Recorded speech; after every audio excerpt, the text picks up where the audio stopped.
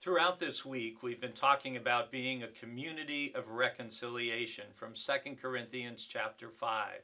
And from the beginning to the end of this passage, we see how it is always God's initiative. God is acting on our behalf. God is acting to rescue, to save humanity. And the chapter ends with verse 21.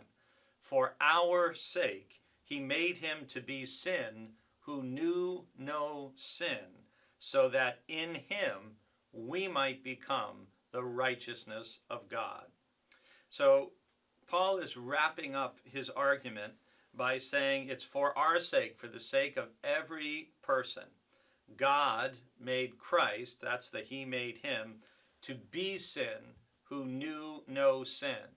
Now it's important to understand this isn't saying that God made Jesus a sinner. It's that he bore the weight of human sin and separation. He bore that, he who knew no sin, so that in him, in and through Christ, and through his passion, through his sacrificial death on the cross and his resurrection, we might become the righteousness of God. We might be pardoned, accepted, and be righteous in God's sight and in right relationship with God, and live for him as we are called to live. I know from feedback from at least a couple of the small groups that reconciliation can be a challenging topic.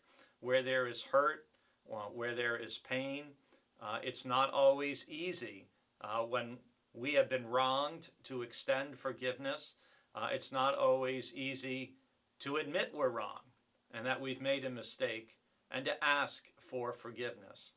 And yet, throughout the New Testament, we see over and over how important it is to take responsibility for our actions, our behavior, our speech, to acknowledge when we have fallen short or made a mistake, made an error, and to ask for forgiveness. And we also know, as we discussed when we did our series on the Lord's Prayer earlier this year, that the only conditional request in the Lord's Prayer is forgive us our debts as we forgive our debtors. And so if we want to be forgiven, we need to be forgiving.